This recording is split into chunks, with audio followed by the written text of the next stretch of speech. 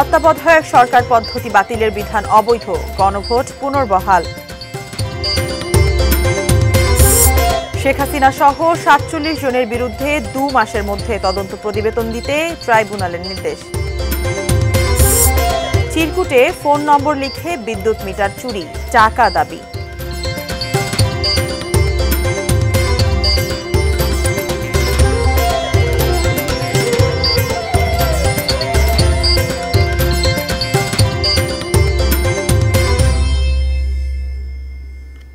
দেখছেন ATN news. সারা দেশের সর্বশেষ খবরাখবর নিয়ে এটিএন নিউজের নিয়মিত আয়োজন দেশের খবরে আপনাদের আমন্ত্রণ জানাচ্ছি। আমি মারিয়া শিমু।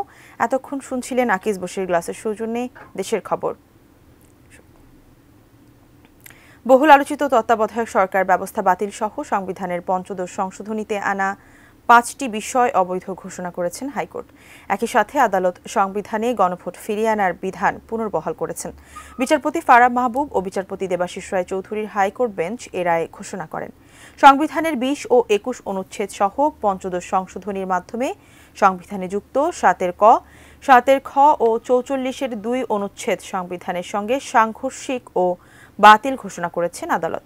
পঞ্চদশ সংশোধনীর মাধ্যমে ৫৪টি ক্ষেত্রে সংযোজন, পরিমার্জন ও প্রতিস্থাপন করা হয়েছিল।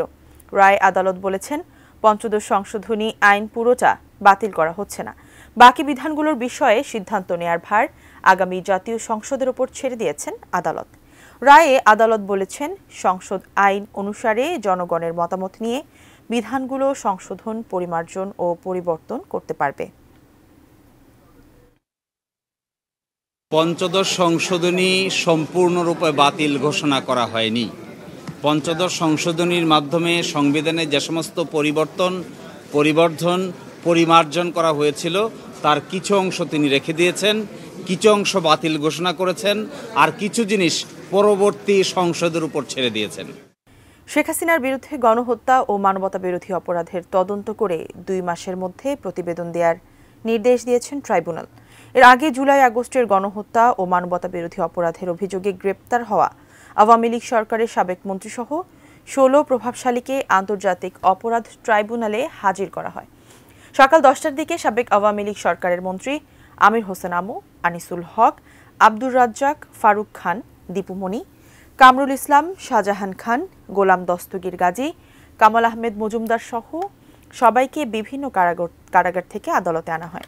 ছাত্র জনতার আন্দোলন দমাতে গণহত্যা সহ মানবতা বিরোধী অপরাধ সংগঠনের অভিযোগে গত ১৭ অক্টোবর সাবেক প্রধানমন্ত্রী শেখ হাসিনা ও তার সরকারের সাবেক মন্ত্রী, প্রতিমন্ত্রী সহ ৪৬ জনের বিরুদ্ধে গ্রেপ্তারি পরোয়ানা জারি করে ট্রাইব্যুনাল। রংপুরে অভিনব কায়দায় চলছে বিদ্যুৎ মিটার চুরি। পল্লী বিদ্যুতের মিটার চুরির পর চিরকুটে লিখে রেখে যাচ্ছে চোর, আপনার মিটার চুরি হয়েছে, মিটার পেতে কল করুন এই নম্বরে। সেই নম্বরে কল করলে বিকাশে দাবি করা হচ্ছে মোটা অঙ্কের টাকা। একের পর এক এমন কাণ্ডে ক্ষুব্ধ ভুক্তভোগীরাও। রংপুর প্রতিনিধি শাহরিয়ার মিমের তথ্য ও মনিরুজ্জামানের ক্যামেরায় ডেস্ক রিপোর্ট। হ্যালো ভাই, আসসালামু আলাইকুম। এ ভাই, তো কি করলেন? না, ওই যে বললাম যে ভাই ২০০০ টাকা দিয়ে দেন। এই কথোপকথন মিটার চুরির সঙ্গে ভুক্তভোগী গেরস্থের। চুরির কথা জোর গলা স্বীকার করে মিটার ফেরত দিতে টাকা চাইছে চোর। টাকা না পেলে দেয়া হচ্ছে হুমকি। হ্যাঁ, এমন ঘটনা আশঙ্কাজনকভাবে বেড়েছে রংপুরে। তেমনই এক ভুক্তভোগী মিরগঞ্জের ব্যবসায়ী মিজানুর রহমান। এক রাতে তার 3 ফেজ শিল্প মিটারটি চুরি হয়ে যায়। মিটারের শূন্য জায়গায় তিনি পান ফোন নাম্বার লেখা একটি চিরকুট। সেই নাম্বারে ফোন করলে চোর জানায় টাকা দিলে ফেরত পাবেন মিটার। চোর আবার আমাকে ফোন দিছে, বলল যে ভাই, যদি আপনি বিদ্যুৎ অফিস থেকে এই মিটার নেন তাইলে আপনার লাভ হবে না, আমাদের কাছে মিটার না নিলে আপনার মিটার ভাঙি দিয়ে আসবো। একই ঘটনা রংপুরের মিঠাপুকুর, পীরগঞ্জ, পীরগাছা সহ জেলার বিভিন্ন এলাকায়। শুধু মিটার নয়, চুরি হচ্ছে বৈদ্যুতিক তারও। উদ্বেগে আতঙ্কে দিন কাটছে মানুষের, অথচ ধরা পড়ছে না চোর চক্র। ফোন দেওয়ার পরে কইলো টাকা ৬,০০০ দিলে লোকেশন দেবো, দিলে আপনারা ওখান থেকে মিটারটা নিয়েন। এই সমস্ত চুরি ভয়ানক, ডাইরেক্ট লাইন পল্লী বিদ্যুৎ অফিসের লোক ছাড়া বাইরের লোক কখনো সাহস পাবে না। লাগাতার এমন ঘটনায় বিব্রত পল্লী বিদ্যুৎ অফিসের কর্মকর্তারা। ভবিষ্যতে যাতে এ ধরনের চুরি আর সংগঠিত না হয়, এর সুব্যবস্থা করার জন্য প্রশাসনের দৃষ্টি কামনা করছি। রংপুর তাজহাট থানা পুলিশ বলছে, মিটার চুরির অভিযোগ পাচ্ছেন তারা। অবশ্যই আমাদের সর্বাত্মক চেষ্টা থাকবে তদন্ত করে প্রকৃত যারা রয়েছে এর সাথে জড়িত তাদেরকে শনাক্ত করা এবং আইনের আওতায় নিয়ে আসা। এমন অভিনব চুরির খবর পাওয়া গেছে নাটোর, গাইবান্ধা, সিরাজগঞ্জ থেকেও। চোর চক্রের ধরা পড়ার খবর খুব একটা পাওয়া যায় না। চন্দন পাল, ডেস্ক রিপোর্ট, এটিএন নিউজ। বৈষম্য বিরোধী ছাত্র আন্দোলনে ৬৫টি ছররা গুলি লাগে রকিবুল হাসান রকির শরীরে। ডান চোখে আর দেখতে পান না তিনি, বাম চোখও ক্ষতিগ্রস্ত। উন্নত চিকিৎসার জন্য সরকারের সহযোগিতার অপেক্ষা করছে দরিদ্র পরিবারটি। জয়পুরহাট প্রতিনিধি রফিকুল ইসলাম রফিকের তথ্য ছবি নিয়ে ডেস্ক রিপোর্ট। বাবা মোখলেসুর রহমান দরিদ্র হোটেল শ্রমিক, মা রহিমা গৃহিণী। বাস করেন জয়পুরহাট শহরের জানিয়ার বাগান এলাকার ভাড়া বাসায়। আন্দোলন শুরু হলে নারায়ণগঞ্জের পোশাক কারখানা থেকে ছুটিতে বাড়ি আসেন রকি। সক্রিয় হয়ে ওঠেন ছাত্র আন্দোলনে।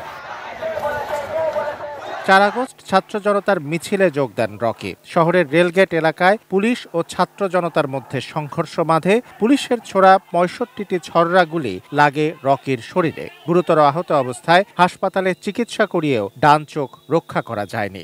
এক চোখের দৃষ্টি হারিয়ে কর্মহীন রকির দিন কাটছে বিছানায়। চক্ষু হাসপাতালে ভর্তি করায়, তারপর ওখান থেকে ট্রিটমেন্ট নেওয়ার পর 1 মাস ট্রিটমেন্ট নিয়ে পরে বাড়িতে আসি। আমি আসার পর ডাক্তার ওখানে বলে দেয় আমার ডান চোখ আমি দেখতে পারবো না। সরকার যদি এগিয়ে আসছে আমাদের দিকে। শারীরিক আরও নানা সমস্যা, বাম চোখটিও হারানোর ঝুঁকিতে। দরিদ্র হোটেল শ্রমিক বাবা ছেলের চিকিৎসা করাতে না পেরে অসহায়। সরকারের কাছে ছেলের উন্নত চিকিৎসা ও আর্থিক সহযোগিতা চান রকির বাবা মা। আমি যাই দেখি, হ্যাঁ আমার ছেলের বুক টুক এলা সম্পূর্ণ মনে থাকতে, আমি দেখার পরে তখন অজ্ঞান হয়ে যায়।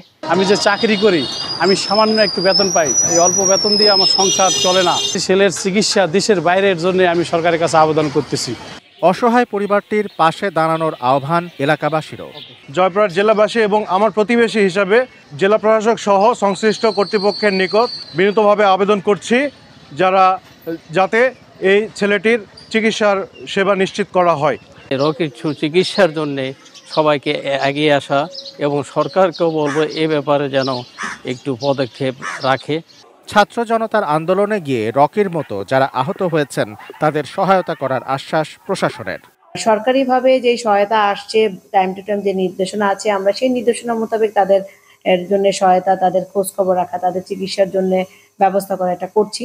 এবং রাষ্ট্রীয়ভাবে যে আর্থিক সহায়তা তাদের আসার কথা সেটাও আসবে। আমরা যোগাযোগ করেছি, নির্ধারিত ব্যক্তির কাছে সাহায্য পৌঁছে দিব ইনশাআল্লাহ। Shamsul Arefin, desk report, ATN news. দেশের খবরে নিচ্ছে একটি বিরতি, ফিরছি কিছুক্ষণের মধ্যেই। ফেরার পর আরো যা থাকছে। নোয়াখালীতে ঘুমের ওষুধ খেয়ে স্ত্রীকে হত্যা করলেন স্বামী।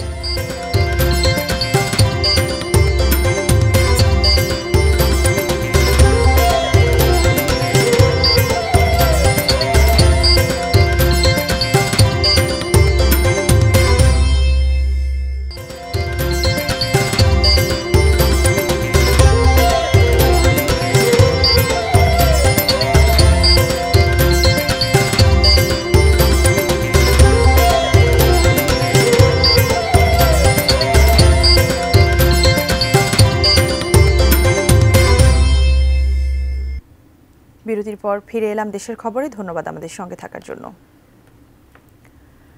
নোয়াখালীর হাতিয়া উপজেলায় অতিরিক্ত ঘুমের ওষুধ খেয়ে স্ত্রীকে ছুরিকাঘাতে হত্যা করেছেন এক স্বামী। হত্যার পর নির্বিকার স্বামী পাশের ঘরের বিছানায় শুয়েছিলেন। সোমবার রাত 9:30টার দিকে উপজেলার পশ্চিম মাইতচরা গ্রামে এই ঘটনা ঘটে। নিহত গৃহবধূ রিনা আক্তার। তিনি উপজেলার সোনাদিয়া ইউনিয়নের নাদু মিয়ার মেয়ে। হাতিয়া থানার ভারপ্রাপ্ত কর্মকর্তা মোহাম্মদ মনিরুজ্জামান জানান, ফার্নিচার মিস্ত্রি নাহিদ কিছুদিন আগে স্ত্রী এবং ছেলেকে নিয়ে শ্বশুরবাড়িতে আসেন। সোমবার সন্ধ্যায় তিনি স্থানীয় একটি ফার্মেসি থেকে বেশ কয়েকটি ঘুমের ওষুধ কিনে সেবন করেন। এক পর্যায়ে নেশাগ্রস্ত অবস্থায় রাত 9টায় বাড়িতে ফেরেন। নেশা করা নিয়ে স্ত্রী রিনার সঙ্গে তার বাগবিতণ্ডা হয়। এক পর্যায়ে নাহিদ স্ত্রীকে ছুরিকাঘাত করেন। এতে ঘটনাস্থলেই তার মৃত্যু হয়। হত্যার পর নাহিদ পাশের ঘরের বিছানায় ঘুমিয়ে পড়েন। পরে স্থানীয়রা নাহিদকে আটক করে পুলিশে দেন। এ ঘটনায় আইনগত পদক্ষেপ নেওয়া হচ্ছে।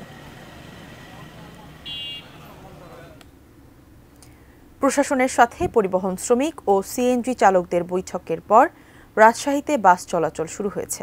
দুপুর 12:30টার দিকে রাজশাহী মেট্রোপলিটন পুলিশ কমিশনারের কার্যালয়ে বাস মালিক ও শ্রমিকদের সাথে সিএনজি চালকদের বৈঠকের পর বাস চলাচল স্বাভাবিক হয়।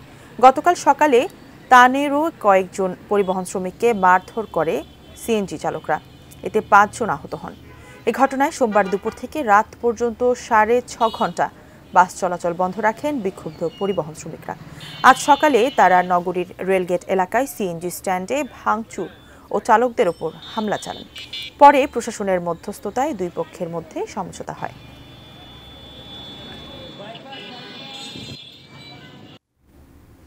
দেশের খবরের সময় হলো আরেকটি বিরতি। ফিরছি কিছুক্ষণের মধ্যে, সঙ্গে থাকুন।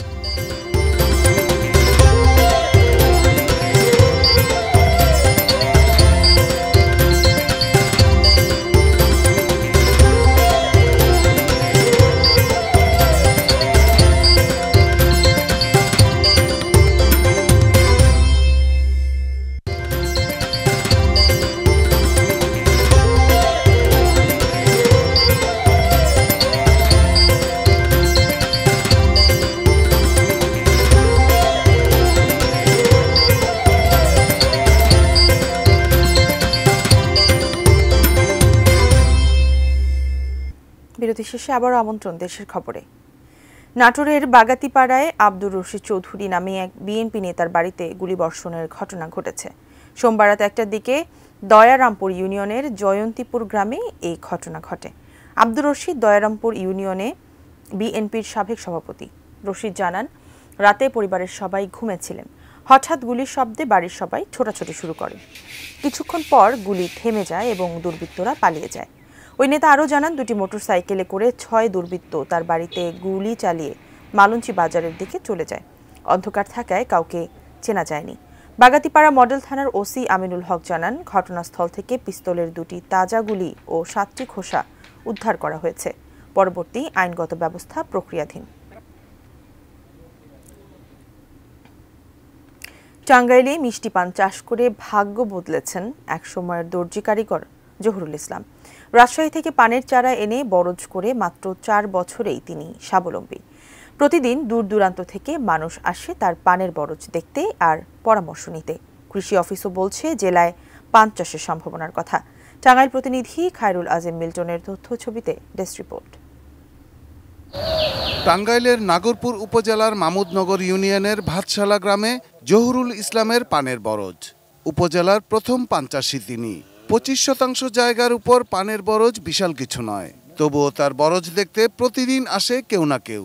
কেননা রাজশাহীর প্রসিদ্ধ মিষ্টি পান টাঙ্গাইলে চাষ করে দেখিয়েছেন তিনি।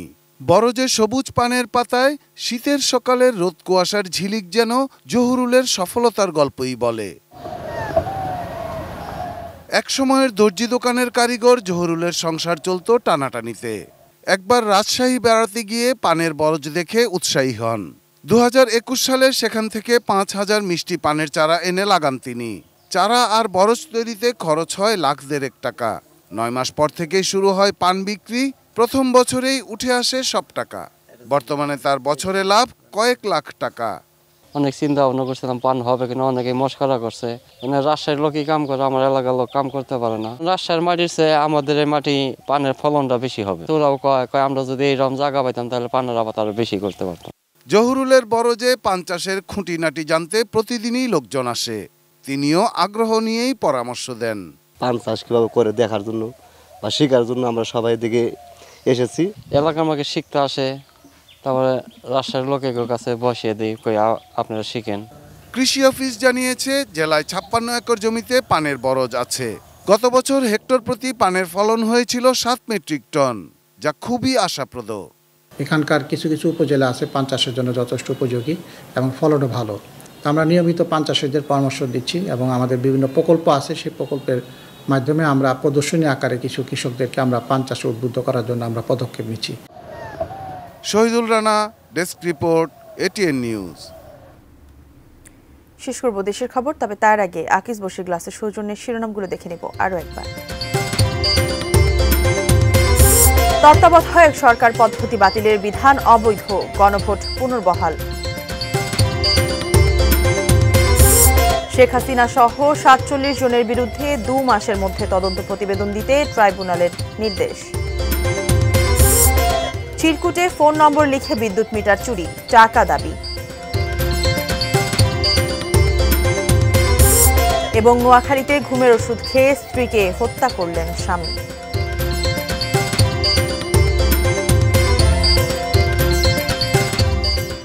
এই ছিল দেশের খবরের সর্বশেষ। কাল আবারও দেখা হবে একই সময়। সে পর্যন্ত সবাই ভালো থাকুন, দেখতে থাকুন এটিএন নিউজ। ধন্যবাদ।